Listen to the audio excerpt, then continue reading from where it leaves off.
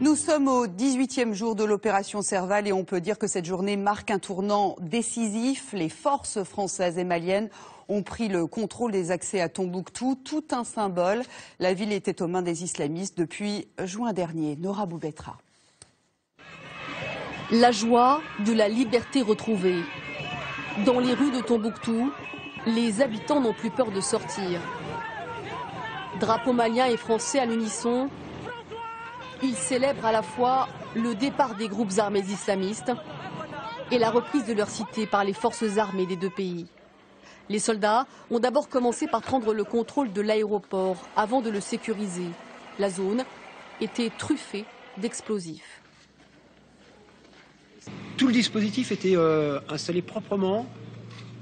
Tout simplement, les nœuds sont faits très correctement. Enfin, tout le système était prêt à fonctionner. Pour réussir cette opération, les Français ont mis les moyens.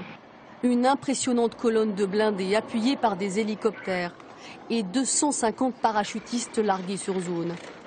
Les soldats avancent vite, très vite, depuis le début de leur intervention, le 11 janvier dernier. Je constate surtout qu'en fait, il y a un mouvement de repli général sans qu'on puisse effectivement exactement dessiner le contour de ce mouvement-là, même si je ne suis pas sûr qu'eux-mêmes en aient un, mais plutôt pour l'instant de prendre la direction du nord et de sortir des actions qu'on est en train de conduire.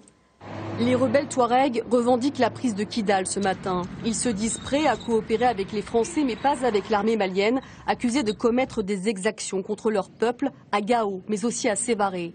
En jetant les corps de leurs victimes dans les puits, les soldats maliens chercheraient à faire payer au peuple Touareg leur velléité d'indépendance.